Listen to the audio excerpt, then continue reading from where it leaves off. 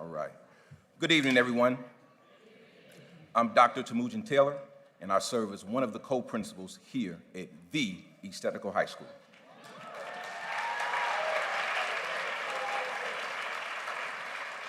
Good evening, everyone.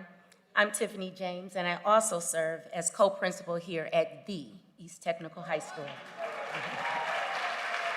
It is truly an honor to be the venue for the City Club's presentation of Mayor Bibb's 2023 State of the City Address.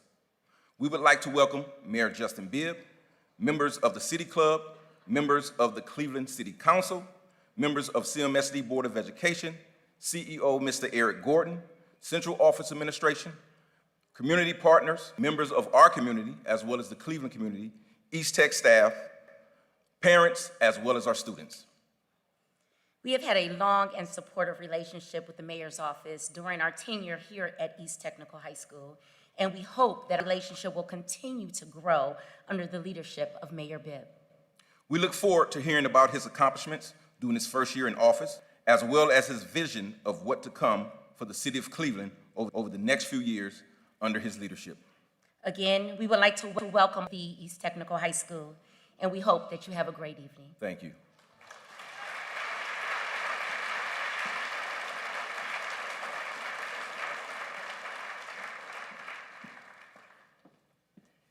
Thank you. My name is Jim Althorp. I'm Chief Executive here at the City Club, and thanks so much to the leadership at the E.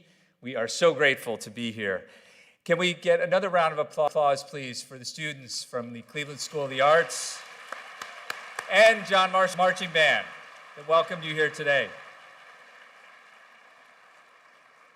Before we start, I have a few notes of gratitude. I want to thank our partners at City Hall, at IdeaStream Public Media, and the Cleveland Metropolitan School District.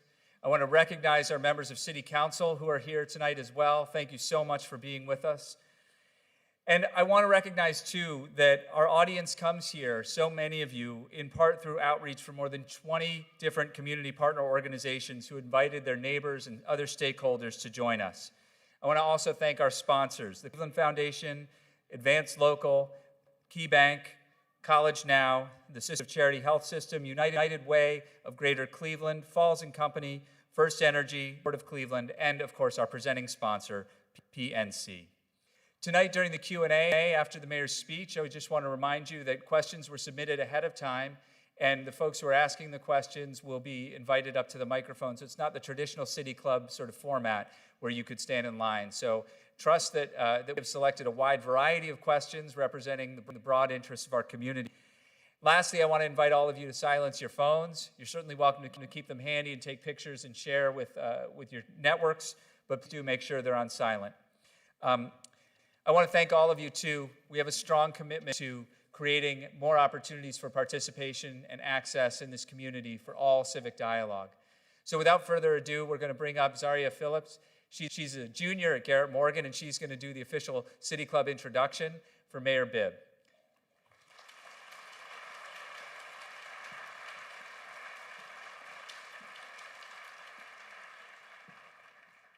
I just want to note one other thing, that we have got to get some stuff started in the production truck. So she's going to stand up here for about a minute while we get that organized, and then she's going to get it started. So it may feel awkward, but it shouldn't.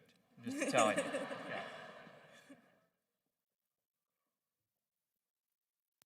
Production and distribution of City Club forums on IdeaStream are made possible by the generous support of PNC and the Raskin Family Fund, with additional funding from Robert Conrad, Cleveland State University, the Chautauqua Institution, the Cleveland Clinic, and the United Black Fund of Greater Cleveland, Incorporated.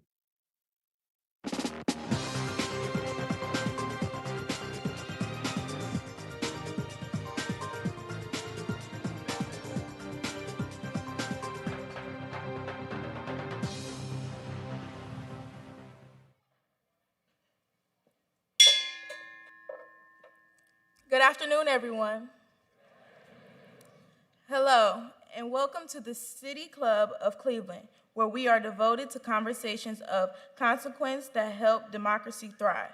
It is Wednesday, April 19th, and I'm Zaria Phillips, a junior at Garrett Morgan School of Leadership and Innovation.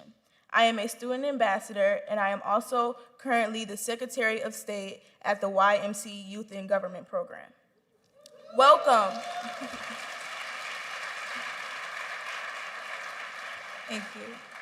Welcome, everyone, to East Tech High School, home of the mighty Scarabs.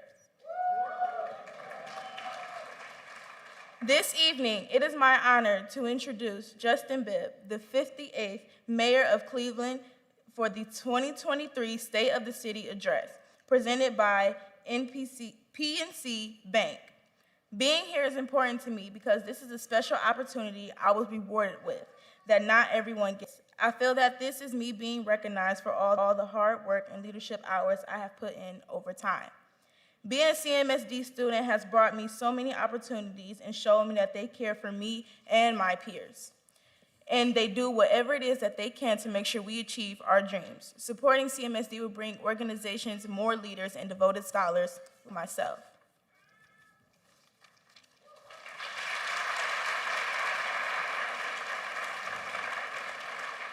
The State of the City is an important annual tradition where those who live, work, play, and yes, learn in this city come together to hear from our mayor.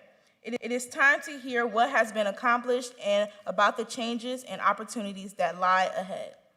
Last year, Mayor Bibb delivered his first State of the City just 100 days into his first term.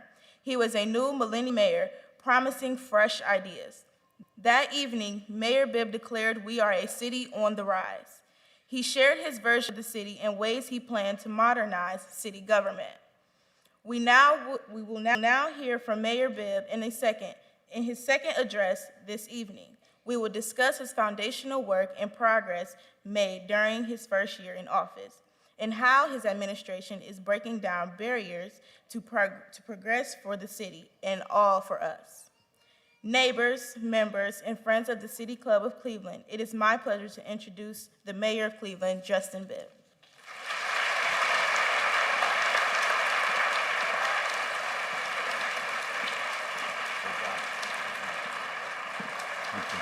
Thank you so much. Thank you. Thank you. Thank you. Thank you.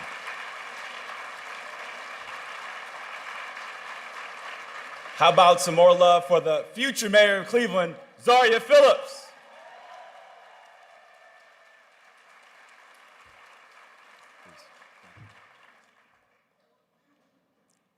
Good evening, Cleveland. It is a privilege to be with you to share my second State of the City address as the 58th mayor of this amazing city.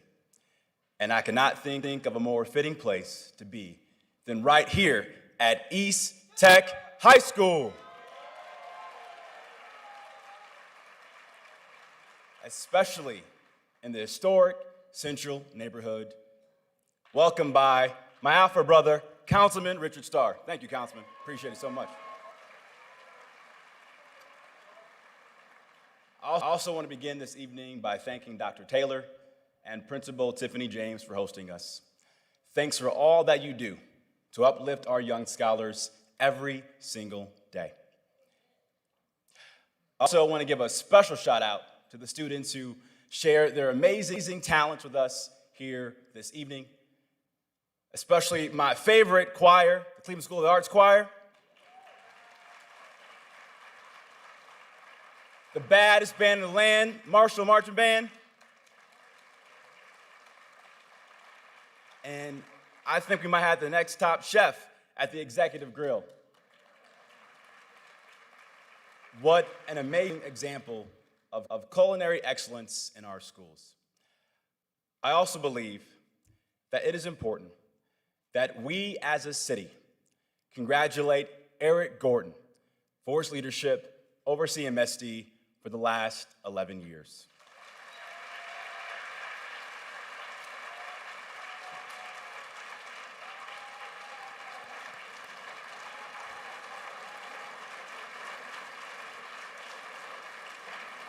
Eric,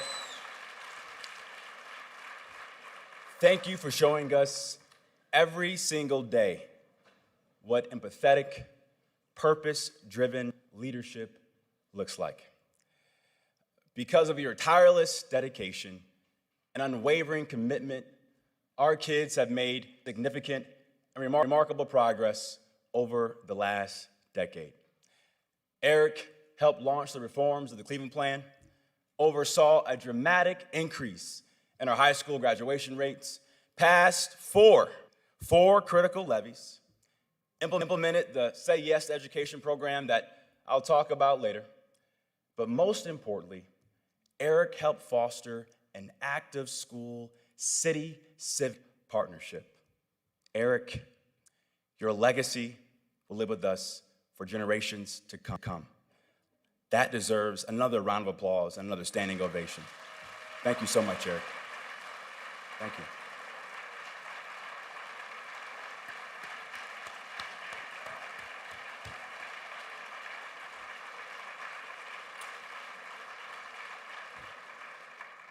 To the City Club and Idea Stream, thank you for making tonight's event possible and for your continued commitment to curate meaningful conversations and advance new ideas in our city. Your work is essential to our democracy. Before we dive in, it is a personal privilege to recognize the hard work and leadership of our Council President, Blaine Griffin, and all the members of City Council. Let's stand and give them a round of applause if we can, too.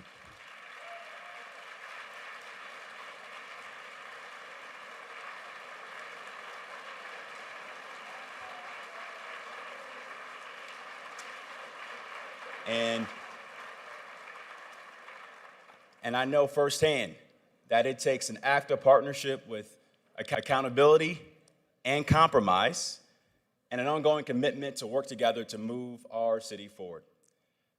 Finally, to the nearly 8,000 city employees who come to work each and every day. That's right. Thank you for joining me on this journey to better our neighborhoods and serve our residents. I am so proud of the progress we have made over the last year, and I look forward to the hard work that lies ahead. Thank you so much.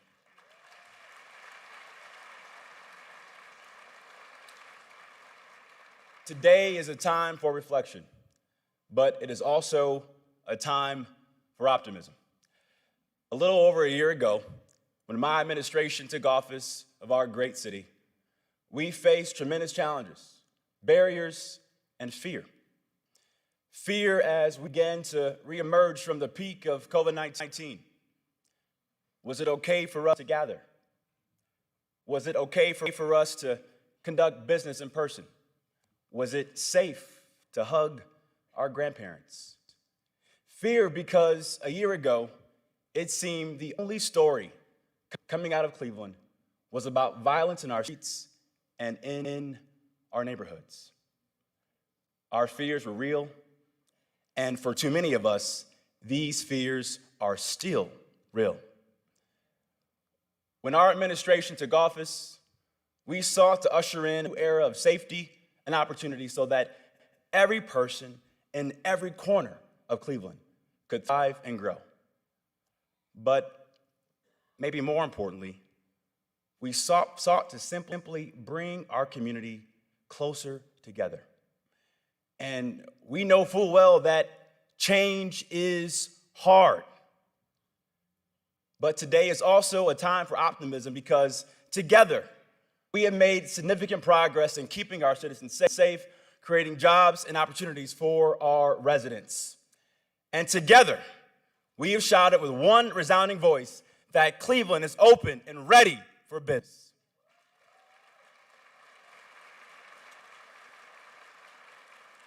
But one thing remains clear.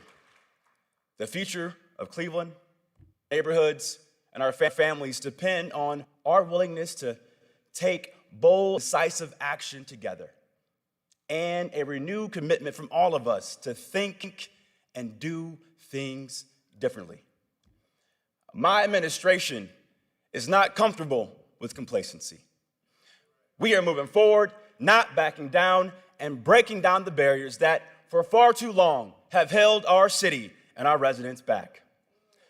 I believe we must be a city where people feel safe and secure in their neighborhoods, I believe we can be a city where all residents have opportunities for good paying jobs and quality housing.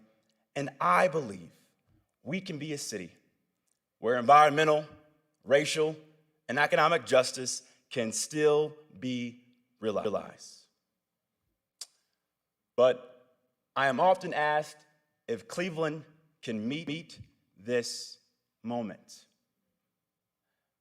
I believe we can, and I believe that together we are. So the question before us this evening is, how do we meet the moment and seize the promise of an even better tomorrow? My number one priority is keeping Clevelanders safe. And each day I'm thankful for our first responders, the brave professionals who show up for us in our most challenging moments and put themselves in harm's way to protect and serve this community. Tonight, we remember firefighter Johnny Trick, who we lost in the line of duty on November 19th. Firefighter Tetrick bravely and honorably served our city for more than 27 years. We remember him as a devoted and loving father, a cherished friend, and an exemplary public servant who put others first every single day. And we have some of his brothers from Engine 22 here with us tonight, as well as one of his 3 daughters, Fallon Tetrick. Fallon, I'm grateful that you're here with us tonight. We will never forget the ultimate sacrifice your father made to protecting and serving our city. We stand with you, and we're praying for you.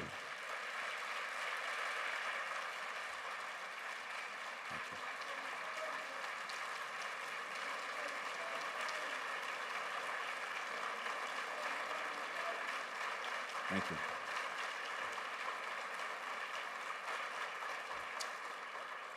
We also send well wishes to Detective Mark Erchek, who's recovering after being shot in the line of duty last month. Detective, God bless you, and thank you so much for your service. When talking with Clevelanders, public safety is their top priority. It's mine too. Keeping people safe is crucial for our quality of life, a key to spurring economic development throughout the city, and creating secure neighborhoods in which everyone can thrive. Through the leadership of Chief Wayne Drummond and the entire command staff, we have begun to lay a foundation to do just that. Recognizing the historical need to boost officer pay to attract and retain new officers, we negotiated the largest pay increase ever for our police officers, an 11% pay increase over the next 3 years. And reducing in half the time it takes to reach the highest rate of pay. We've also made internal reforms to create a more modern and progressive culture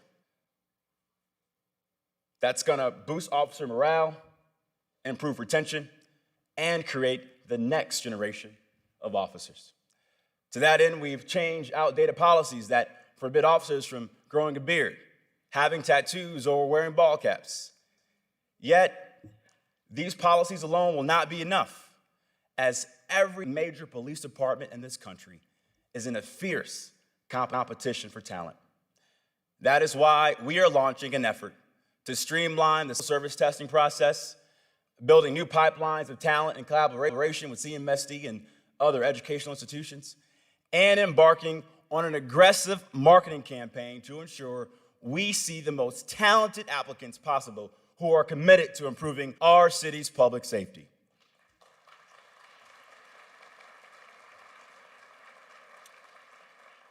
Public safety also depends on public trust, and that cannot happen if our officers are not proactively interacting with residents. To rebuild that trust, starting last spring, we instituted a new policy requiring every officer to walk the beat for at least 1 hour during first and second shift. Since this new policy took effect, our officers have logged more than 3,700 walk and talks with residents across all 5 police districts. this progress is just beginning. But we know that community policing cannot just be a buzzword. And from day one, I've been building a city that has the back of its people, and that means a city that has the back of its police.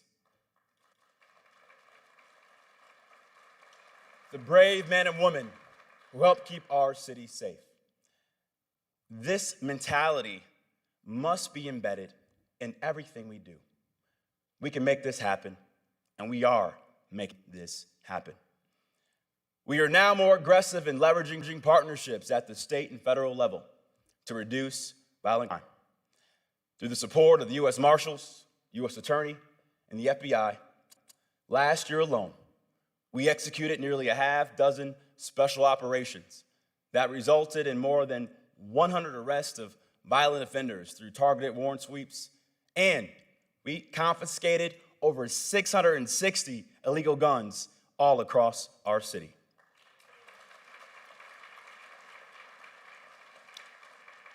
To combat the danger that ATVs and dirt bikes have posed for years in our city, we have stiffened the penalties to deter joyriding, and we will continue to work with the Ohio Highway Patrol on targeted traffic sweeps to keep our streets safe from this reckless behavior.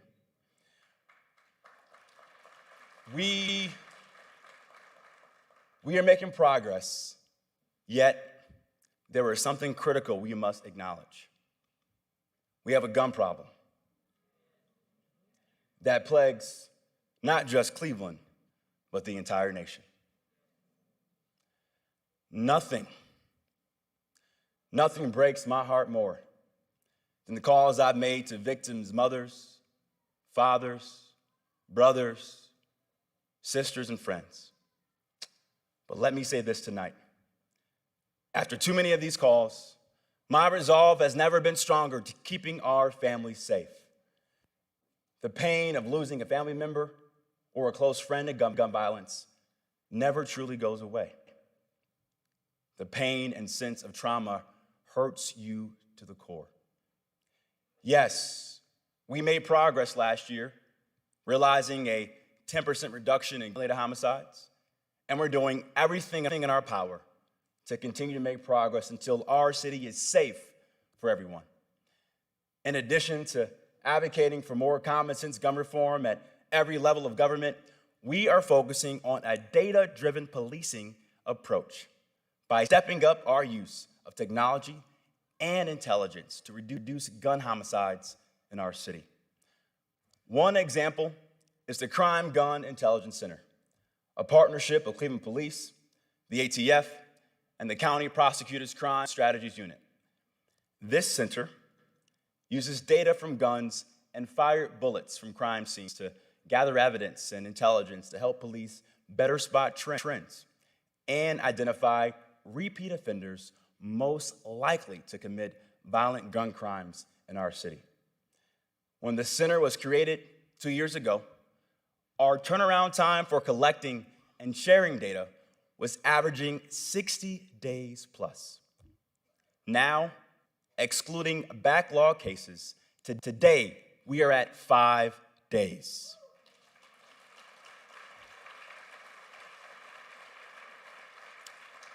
In March of last year, the center initiated a large-scale investigation into what was believed to be a series of gang-related shootings that took place over a 10-hour period. Utilizing NIBIN, these incidents were linked and the crimes were solved, yielding a 67-count indictment involving multiple defendants. As the investigation continues, this case is one of the largest firearms trafficking cases prosecuted at the state level in Ohio.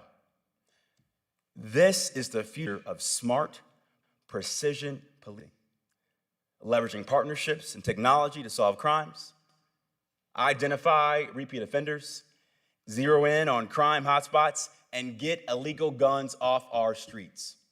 And in fact, since March 2021, the Crime Gun Intelligence Center has recovered 163 firearms, many of which have provided valuable ballistics intelligence to the city, county, and ATF. And with the passage of this year's budget, a civilian crime intelligence analyst will be added across all 5 of our police districts to build capacity and support officers with the tools they need to fight crime in our neighborhoods. However, law enforcement is only one piece of the equation. To become a safer city, we must invest in violence prevention and reduction and address the root cause of violence. On Monday,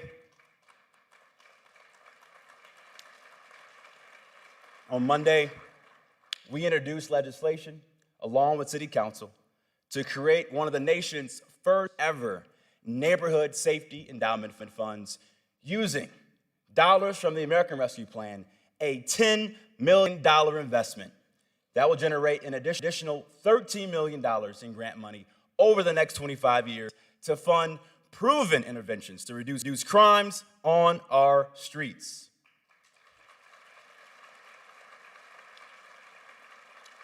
We have made major investments to double our responder model teams, and we are designing a groundbreaking care response model to help bring mental health professionals and police together to reduce the city's reliance on police for emergency calls and get individuals in crisis the treatment and care they need.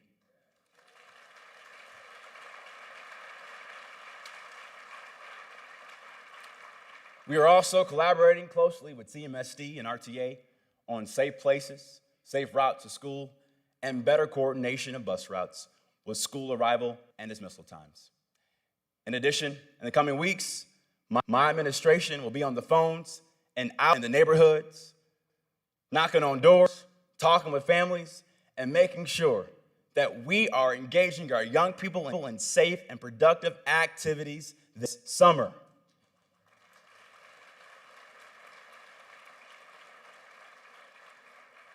Significant investments to attract and retain police officers, more partnerships at the federal and state level, new technologies and intelligence gathering, prioritizing violence prevention with youth programs, mental health services, and targeted interventions, and deepening our capacity to use alternative forms of police response. This is how we transform public safety for the 21st century.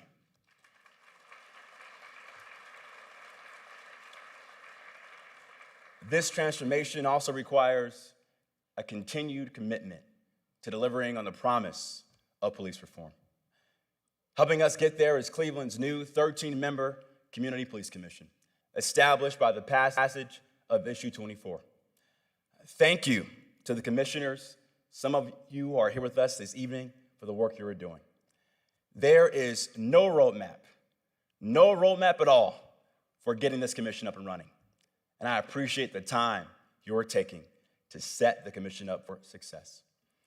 The CPC is one of the most powerful civilian oversight entities in the country, and their work is critical to the accountability that we need, both to keep our city safe and to hold ourselves to the standards of quality, bias-free, and constitutional policing. We continue to build on the progress we have made in meeting the requirements of the consent decree, and we are seeing it in the numbers. Between 2018 and 2022, use of force incidents declined by 37%. And there were zero uses of deadly force in our department in 2022.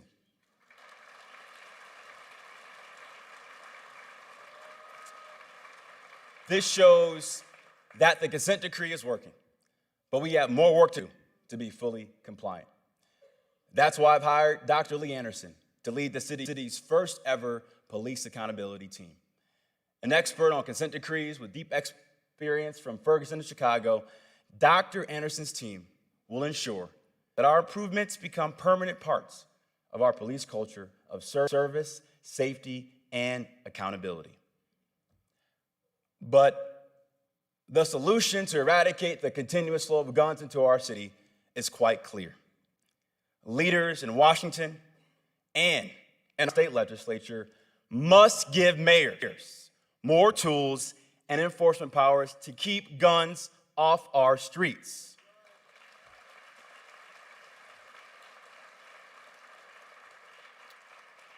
We're doing everything in our power. Cleveland is doing its part. Now it's time for Columbus and Washington, D.C., especially Republicans in Columbus and Washington, D.C. We need you to do your job.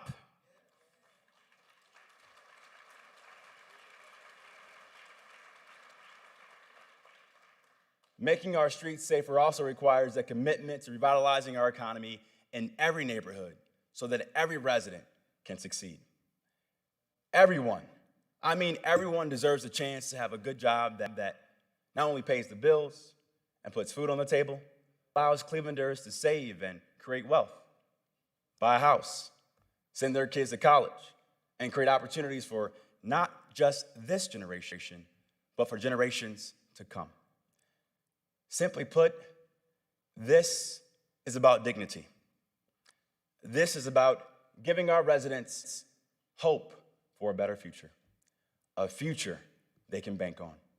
Yet, for far too long, there have been structural barriers preventing us from achieving this reality. The biggest challenge is that we don't have enough development sites primed and ready to go to create good-paying jobs in our neighborhoods. Now, this has led to a clear set of sobering facts. Over the last 2 decades, more than 25% of the jobs in virtually every part of the city have been lost. 25%. During that same period, our population declined by 22%. Even more striking is the notion that over the last 15 years, while the United States experienced an 11% growth in traded sector jobs, Cleveland experienced a 5% decline. This moment in time, however, gives Cleveland an opportunity to confront this challenge. We have a chance to attract good jobs so that hard-working residents and their children don't have to move away and search for opportunity. We want them to find it right here, right now, at home.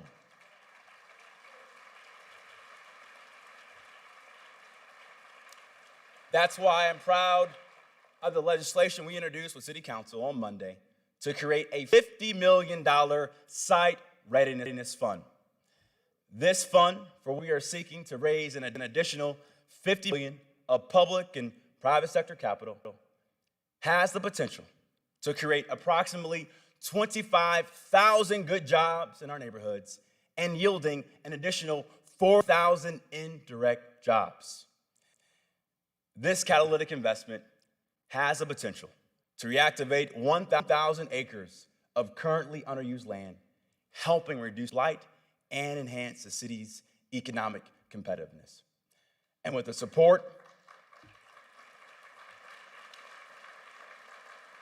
of Cuyahoga County and the state of Ohio, we can reverse decades of decline and show the nation that Cleveland is ready and open for business.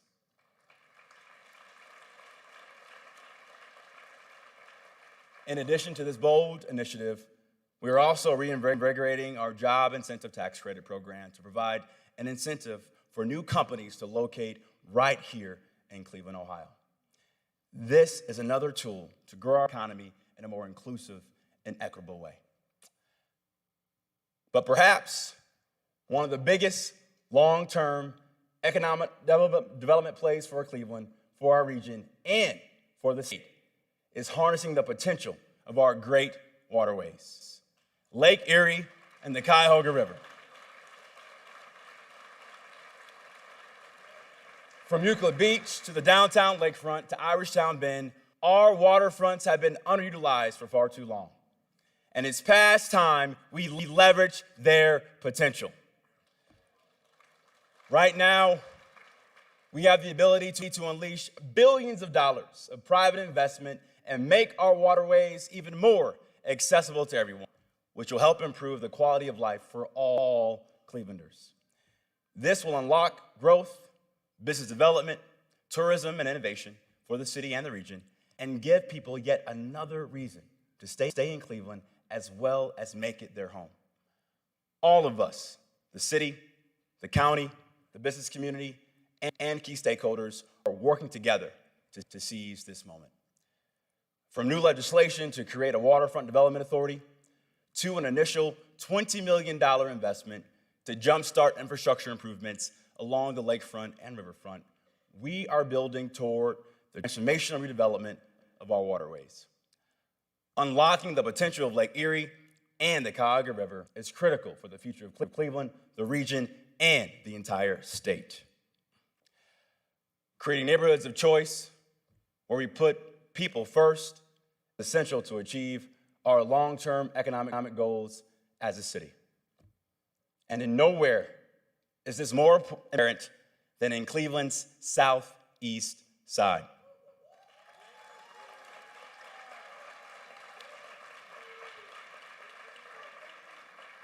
The southeast side has a storied legacy that represents the best of this city. It is hardworking, it is resilient, it's entrepreneurial. It's the place where the American dream within reach from my late grandma, Sarah, who came up north from the segregated South during the Great Migration.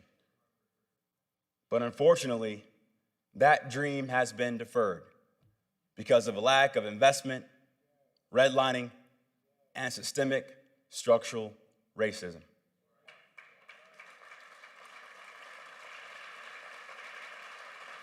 It is my fundamental belief that we will not see a thriving Cleveland until all corners of our city experience a true economic recovery. Our administration is embarking on a holistic approach to jumpstart the economic recovery of neighborhoods like Lee Harvard, Mount Pleasant, and Union Miles through a targeted set of investments and interventions. To date, we have assembled a coalition of more than 40 leaders from the public, private, and nonprofit sectors, all focused on helping the city lift up the southeast side. We will see this work with the $15 million ARPA investment focused on revitalizing commercial corridors, repairing nearly 200 homes, and spurring redevelopment with new incentives. And we will be ambitious about bringing more partners and more financial investment into this effort, such as our new partnership with Goldman Sachs. The firm has agreed to bring their 10,000 small business initiative to these targeted neighborhoods to help create the next generation of Black businesses in our community.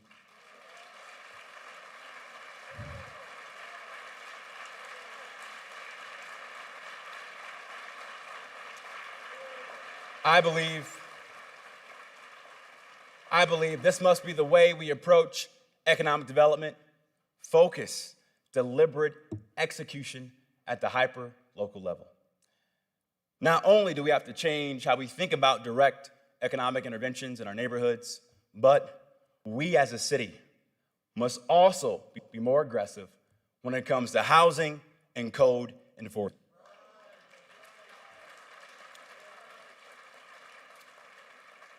Through the leadership of our building and housing department, we are fundamentally changing how we enhance the quality of our housing stock. This week, we will complete a comprehensive survey of over 170,000 properties all across the city. This survey, done in partnership with the Western Reserve Land Conservancy, is providing important data that will assist in identifying and prioritizing properties for rehabilitation, lead abatement, code violations, demolition, and other pressing needs.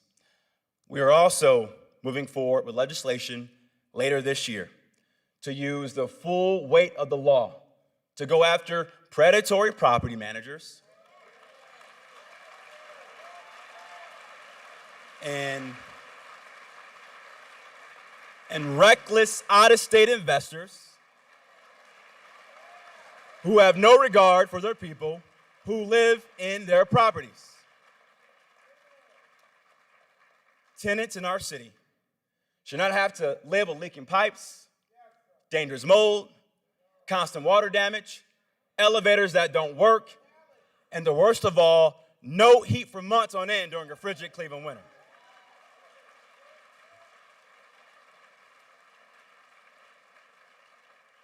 These slumlords should be ashamed of themselves for robbing our residents of the dignity and the decency of a safe place to call home.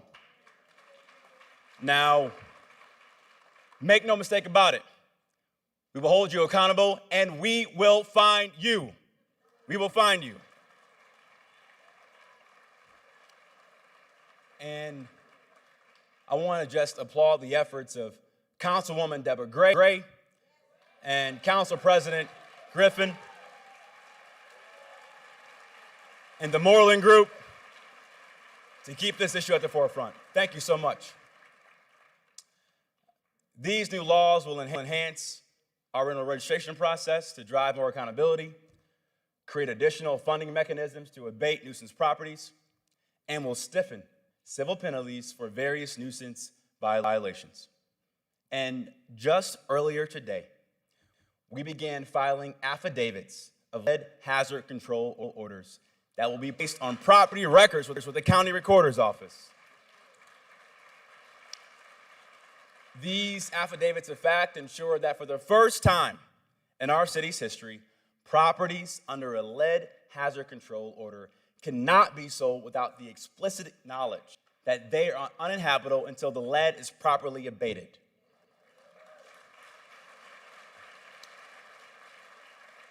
We believe this will go a long way to keep families safe and stop property owners from making quick fixes that exacerbate our lead problem and poison our babies.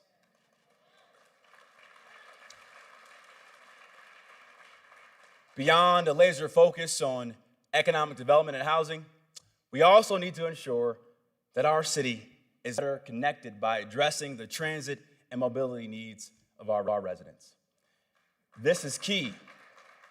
This is key to our vision of putting people in neighborhoods first. Last year, we worked with Councilman Kerry McCormick to pass our Complete Green Streets Ordinance, hired the city's first ever senior strategist for mobility, Callie Mersman, and implemented initiatives like Vision Zero, Safe Routes to School, and our Speed Table pilot program to help make our streets safer.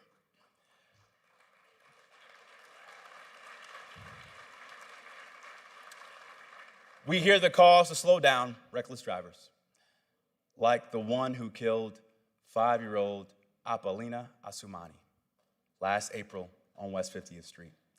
And we are responding by ramping up our traffic calming program, focused on the hot spots where we know speeding and dangerous driving are major issues.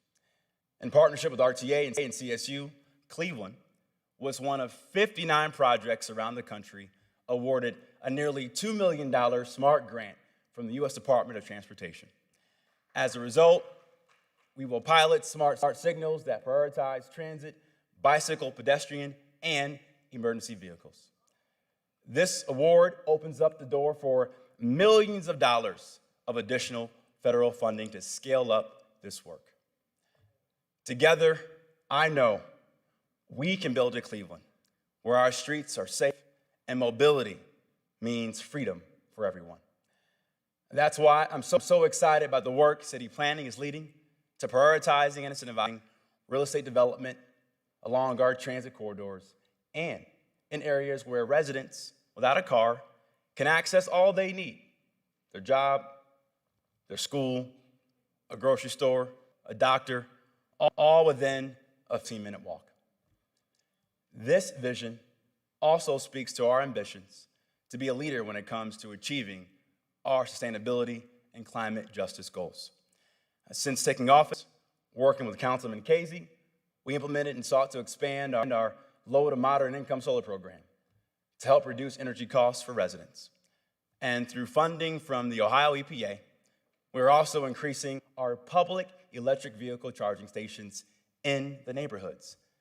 And through the leadership of our Office of Sustainability and Climate Justice, we are looking to reduce carbon emissions in our city, building by building, block by block.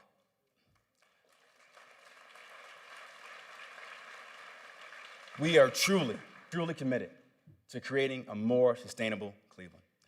And just last week, the city joined the National Better Climate Challenge, from which the Department of Energy commits us to decreasing emissions from our own operations at City Hall by 50% over the next 10 years.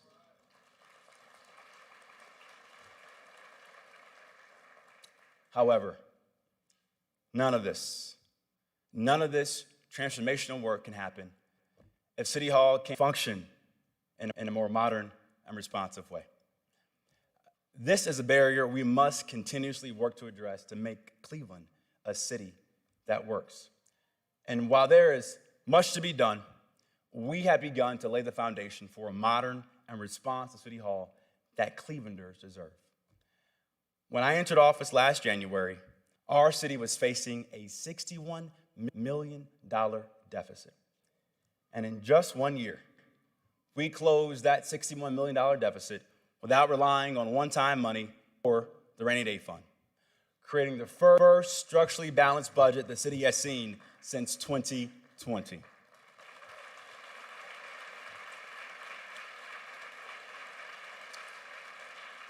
We brought recycling back to Cleveland in 2022 with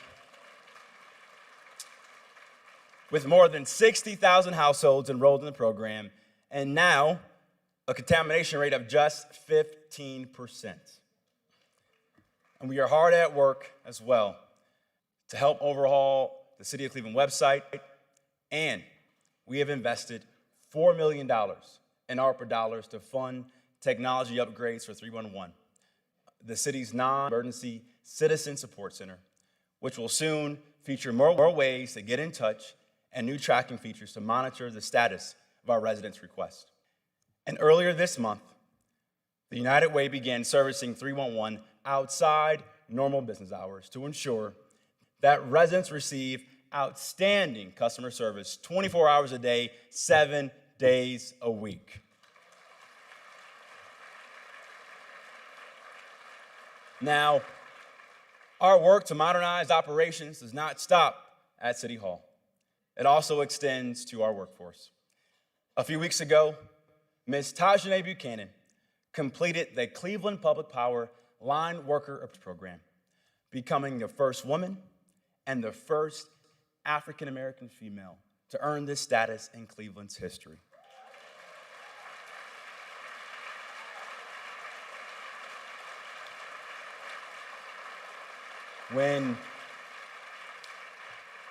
When we met to celebrate her accomplishments, I told her this: you can be the first, but you can't be the last. Can't be the last. And I can't wait to watch her continue to break barriers and mentor a new generation of women in her field. The work also extends into the community through investing in Cleveland's iconic West Side Market, reimagining and reinvigorating Highland Golf Course, and numerous other efforts to put city assets to work for us. With hard work and creative thinking, we are finally finding new ways to generate revenue from city-owned properties, from parking lots to municipal buildings. And speaking of parking, this summer, we will begin implementing smart parking all across the city.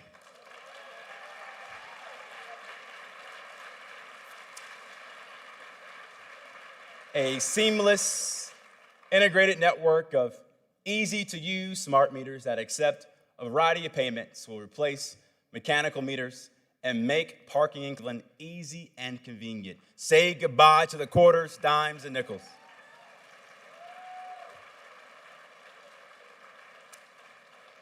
Now, we did all this while cleaning up more than 30,000 illegal dumping sites, sweeping over 800 miles of roadway, filling potholes with over 2,300 tons of material, and filling more than 64,000 service requests across all 17 wards.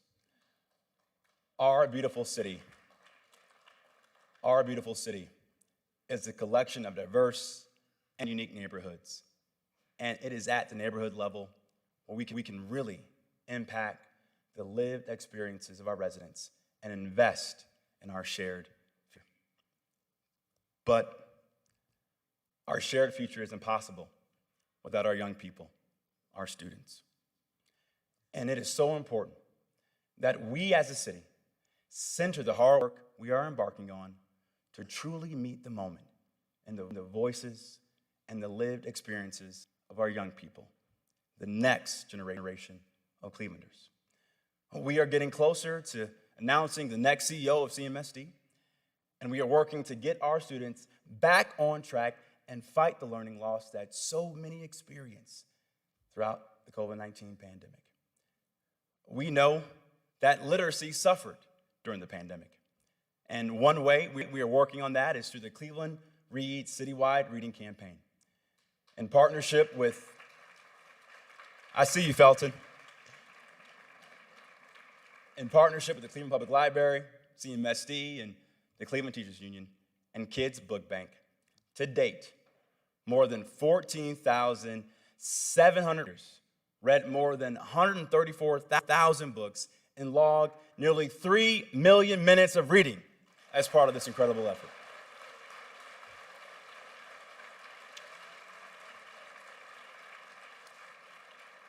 In addition to the impact on education, COVID also took a huge toll on the mental health of our children and our teens.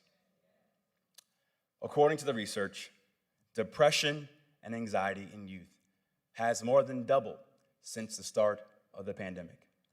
And this is something we do not take lightly. That's why 2 weeks ago, it was an honor to invite U.S. Surgeon General Dr. Vivek Murthy to City Hall to discuss these significant increases, elevate youth and community voices, and bring national attention to the work Cleveland is doing to combat the youth mental health crisis.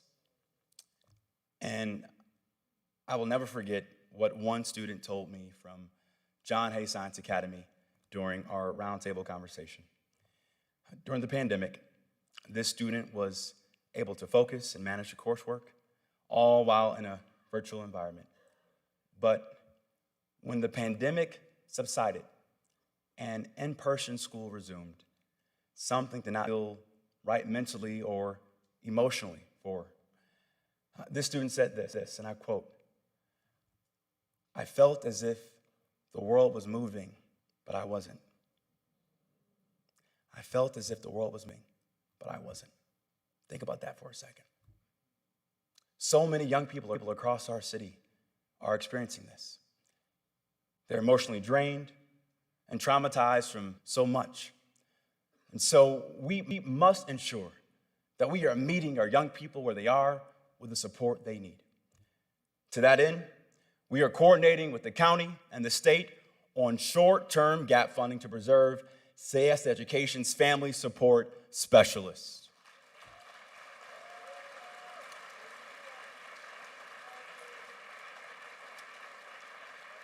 We work with Governor DeWine and the state to secure $1.5 million in TANF dollars, and the county executive, Chris Ronayne, is seeking $600,000 for the program. These professionals are embedded in each Cleveland school and provide critical wraparound services and support students and their families so that our scholars can just focus on learning and being students. In addition to our partnership with Say Yes, we also, as a city, committed nearly $4 million to the Integrated Health Initiative as part of our strategy for youth mental health in CMSD.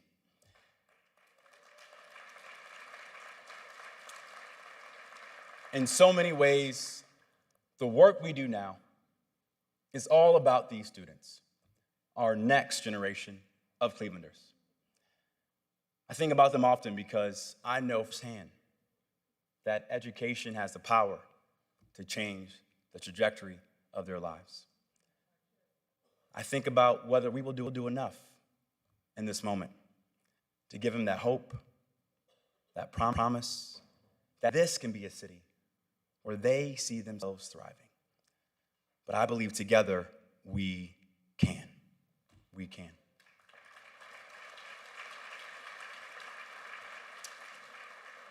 Today, we are a city on the rise, and we will continue to rise if we move forward together.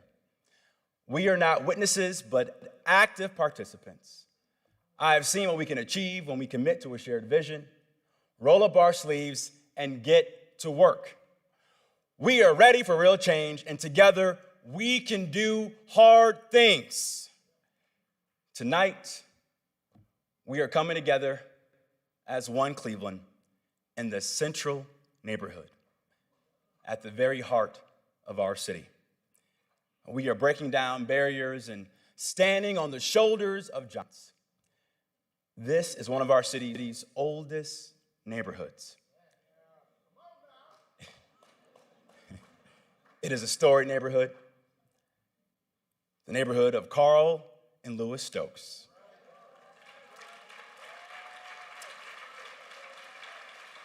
The neighborhood where Langston Hughes began to write about the American dream. A neighborhood with a legacy of barriers eradicated. But let me tell you this, we all have a role to play, and each and every one of you tonight is central to achieving the promise of what Cleveland can be. People are counting on us to get this right and to meet this moment, both today and for future generations. 10-year-old Ryan Sewell is counting on us. Ryan, stand up.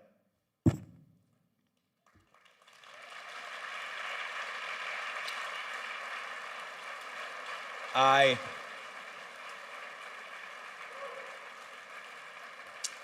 met Ryan and his father, Coach Harold, when we were honoring them for their work doing our Black History Month celebrations at City Hall. And this dynamic father-son duo founded the Little Hands Inner City Basketball, a program that teaches young children the basic skills of the game. A brain cancer survivor who underwent 3 surgeries, all while in the 5th grade. Ryan's determination to be a leader and give back to others has only grown stronger. When he's having a bad day or feeling frustrated, he thinks about the kids who look up to him, and it keeps him motivated. Ryan, young people like you are our future, and you deserve a city where you can thrive and prosper. We're rooting for you. We're rooting for you.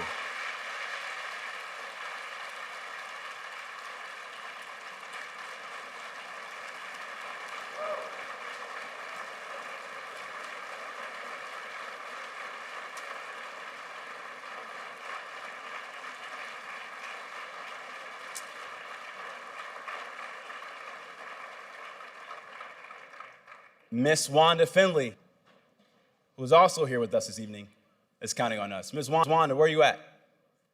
Please stand up if you can. At 76, Miss Finley is an active community advocate, utilizing public transit to attend meetings and events related to the causes she cares for.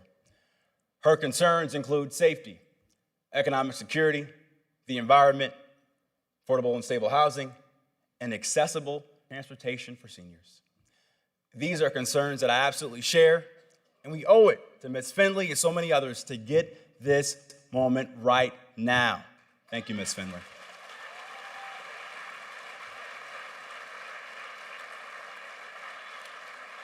The future of our great city and our residents depends on us. Cleveland, this is our time to not only meet, but to exceed this moment. And working together, I know we can get it done. Thanks to all of you, the state of our city is growing stronger each and every day. May God bless you all. May God bless our great nation. And may God bless the great city of Cleveland, Ohio. Thank you so much. Appreciate it. Thank you. Thank you. Thank you.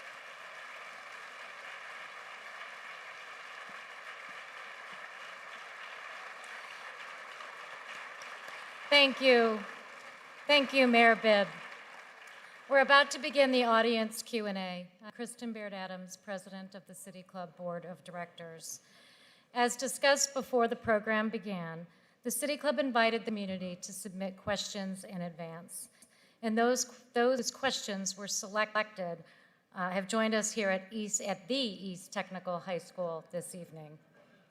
The questions were selected by the City Club staff with the intention of capturing a cross-section of our city and the interests of our residents and stakeholders. It's important to note that the mayor has not seen these questions in advance. Mayor Bibb, let's start with our first question. Good evening. My name is Rebecca Sharp from Ohio City, and my question is, how do you plan to be present, or how have you been present and supportive during the search for the new CEO of CMSD, and what plans do you have to expand the partnerships and collaboration between the city and its school district? Thank you so much for the question. As one of the only mayors in the state of Ohio and across the country, I take the leadership and management of CMSD as a special moral obligation. And in this process for searching for a new CEO, myself, as well as our Chief of Education, Holly Shafiro, we've been working very closely with the CMSD School Board to find a good candidate that understands the importance of closing these learning gaps, that understands the importance of making sure we address the learning loss we've seen out of COVID-19, but also a CEO that can build on the legacy of Eric Gordon and truly double down on the Cleveland plan that we've seen real success around all across the district. So I've been very, very, very involved in the process. Hi, Mayor Bibb. My name is Elaine Schleifer. My pronouns are she, her, and I'm a queer community organizer living on the west side of Cleveland. I was excited to see that there's $5 million in ARPA funding going to the expansion of our co-responder pilot, where mental health clinicians respond alongside police to a limited number of mental health crisis calls that come into 911. A complete continuum of crisis services for Cleveland would also include care response, where those clinicians respond to mental health crisis calls without a police presence. Many of our peer cities, including Baltimore, New Orleans, Cincinnati, and Columbus, have invested in care response and are already seeing improved public health and public safety outcomes. So my question is, how will you make sure that individuals in Cleveland and in behavioral health crisis receive a healthcare-based response for a healthcare-based crisis? Thank you. We share your commitment and passion to invest in alternative forms of police response. Over the next couple of weeks, we'll be announcing our first senior strategist working out of public health to help design what this care response will look like in Cleveland. And this is important for so many reasons, because I've seen it firsthand. When members of my family who are suffering mental health illness, their first call was to 911. And unfortunately, sometimes that doesn't need to be the first call. And we've seen as well that a public health informed response to safety can work. It can work. And so we're committed to getting this done, and we look forward to working to see this project into fruition. So thanks for the question.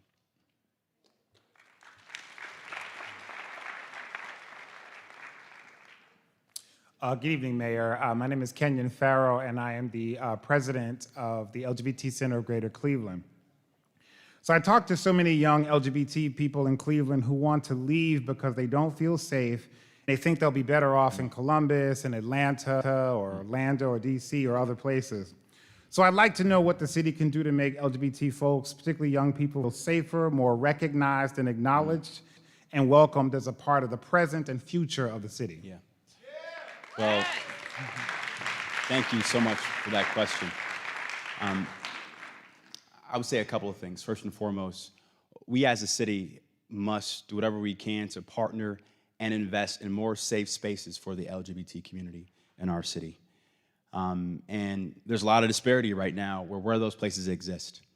And it's a core priority of our administration to find those partners and work to scale to ensure that those safe places are in our city. But also say, when we see victimization occur and bigotry occur, we as a city must speak out against that bigotry and stand up against it. And so making sure that the full weight of our government at City Hall is fighting for this is also a big part of the solution long term as well, too.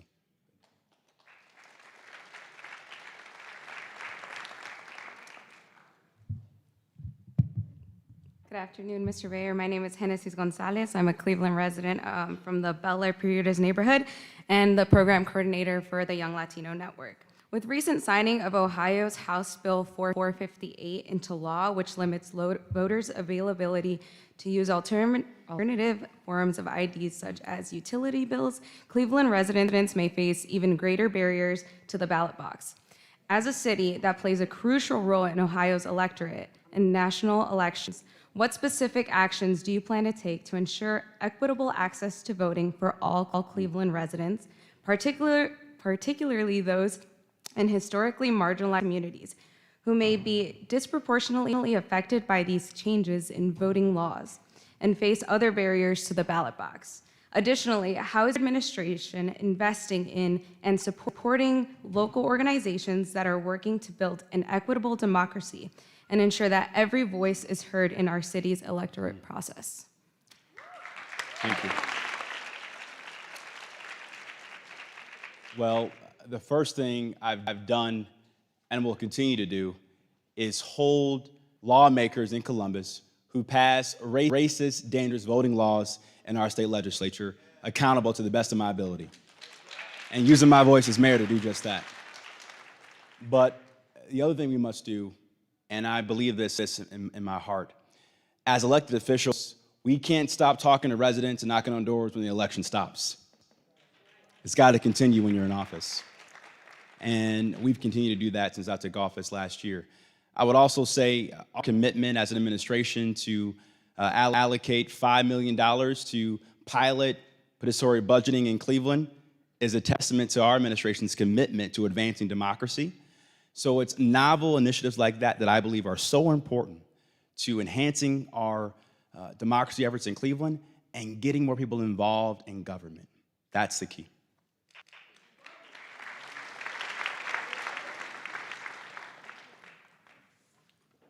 Hello, my name is Adam Royko, and I am a student at Cleveland State University within the Levin College of Public Affairs and Education. College has, over the past decades, become increasingly unaffordable for most families. On top of that, most students are entering college not knowing what they want to do for their future. My question for you is, what is the city doing to make sure that high school students in Cleveland are as prepared as they can be to not only succeed in college, but in their careers? Thank you. Well, I think Cleveland is very unique because we have a wealth of programs and initiatives that have created strong pipelines and pathways for our students to get exposure to college, like CS education, but also the work we're doing with the PACE program to expose young people to what careers they can get earlier on, not just in high school, but also in middle school as well, too. We have great higher ed institutions, not just CSU, but CASE, but also Tri-C as well. And one thing that I've done since taking office is that I meet with every president of every major higher ed institution on a quarterly basis to make sure we're collaborating to build those pipelines, to give people a pathway. So you may want to go to college, great. We want to make sure you're supported. You may want to have a trade, fantastic. How do we get you involved in the trades as well, too? So it's going to take an all hands-on approach to do that, and our investments have laid the foundation to do just that.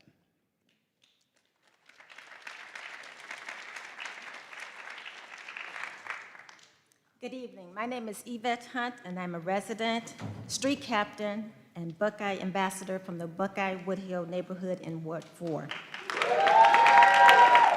What are your impressions and insights regarding the Woodhill Station West mixed income development and how it has impacted the current residents residing on Wumberlink, Steinway, and the surrounding areas? Are you aware of the concerns of the current residents living nearby? I invite you to visit the area and talk with residents. Thank you. Well, I would say this. Number one, that development project can be catalytic long-term for the Buckeye area, but we must make sure that we do things in an equitable, inclusive way. Now, I've talked to many residents who are going to be potentially moving out of their existing homes because of development. And their concern is making sure that their transition is supported in an effective way. So we will make sure we continue conversations with CMHA and other key stakeholders that are involved in that effort. And we will do everything we can as a city to support those residents and those that are affected by that development to ensure that that displacement doesn't occur to mitigate that risk long term.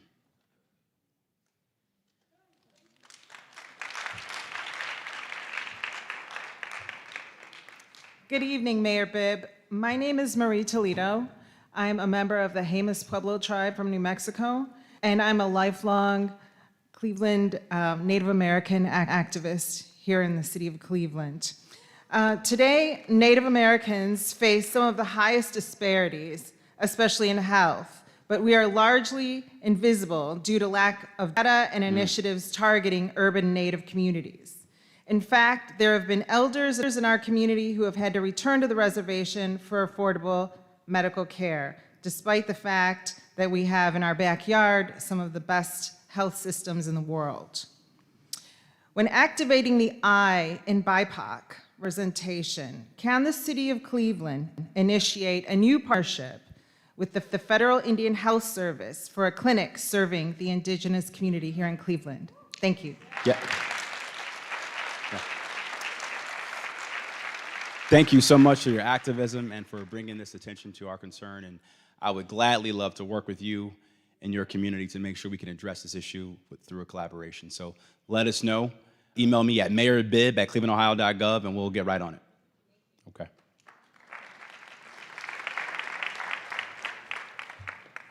Good evening, Mayor. Good to see you. How you doing? Good to see you as well. My name is Sarah Continenza, Executive Director and founder of Food Strong. We currently serve 13 CMSD schools with our school garden, entrepreneurship, nutrition, and culinary arts programs.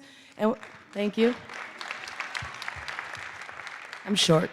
And also 7 current locations with our vacant lot restoration initiative, which is a partnership with the county. And I recently learned about your 15-minute Smart City initiative. So that's great to learn about that enhanced access. And I guess my question will be, where are we in that in the process of that project? And even more specifically, how is fresh food cultivation and access incorporated into that all that plan? Thanks. Thank you. Thank you. We've made really solid progress over the last year through the work of our planning department. We have done an analysis to identify where those 15-minute city neighborhoods exist in the city. And now we're in the stage of identifying how do we change our zoning code and how do we do an asset map analysis of all the assets we have in our neighborhoods, from grocery stores to rec centers to access to public transit, to ensure that this becomes the new framework of where we make investments and how we make investments. To your second point around food access and food justice, or what Ms. Marilyn Burns would say, food apartheid that exists in Cleveland. We are going to be hiring a new local food policy coordinator under the leadership of my head of public health, Dr. David Margolius, to really think about city-level policies to address food deserts in our community. So it's on our list. We're making good progress, but we have a long way to go. But thanks for the question, Sarah. Appreciate it. Hi, Mayor Bibb. My name's David Beach. I live in the Shaker Square neighborhood in Ward 4. It's been reported that the Browns want a new stadium, either a major rebuilding. I never heard that before. Yeah, either a major rebuilding of the existing Brown Stadium or a new dome stadium. So what would you like to see happen regarding a football stadium in Cleveland? And how much city funding, if any, are you willing to contribute to a stadium deal? Yeah. Thank you, David, for the question. Look, my vision right now is making sure we finally, over the last 100 years, finally see real inclusive development on the lakefront. And while we begin early conversations with the Hasms about the stadium, for me it's simple. Number one, we want to be creative with how we address this issue, because I'm no longer going to risk general revenue fund dollars for maintenance of a privately owned football franchise. So we got to be creative. We got to think differently about financing, but I think it's important that we think differently about how this fits into a larger piece of making us have one of the best lakefronts in the world, and that's my vision to get done as mayor. On behalf of the City Club of Cleveland staff and board, thank you to Mayor Bibb, and thanks to all who have joined us in person here at the East Technical High School and via our live stream this evening. You all are the heart of the City Club and what inspires us every day to uphold our unwavering commitment to convening conversations of consequence that help democracy thrive. We'd also like to thank our presenting sponsor, my colleagues at PNC Bank, and our partners at 89.7 Idea Stream Public Media and WOVU. There are many other sponsors and community partners listed in the program whose support helped ensure tonight's event was free and accessible to all, with hundreds of residents and organizations from across all of Cleveland's neighborhoods joining us here this evening. In addition to Mayor Bibb, we'd also like to thank Zaria Phillips for her terrific introduction. And we'd also like to thank Mayor Bibb's staff and all of our terrific partners at Cleveland City Hall. Finally, as always, there are a number of wonderful programs coming up at the City Club of Cleveland, and you can learn about all of them and also watch a replay of tonight's broadcast as well as other earlier forums at cityclub.org. Thanks once again for joining us this evening. I'm Kristen Beard Adams, and this forum is now adjourned. Thank you.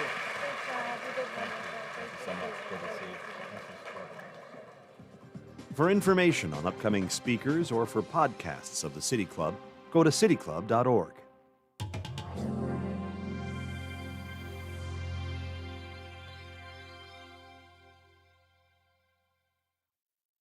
Production and distribution of City Club forums on IdeaStream Public Media are made possible by PNC and the United Black Fund of Greater Cleveland, Incorporated.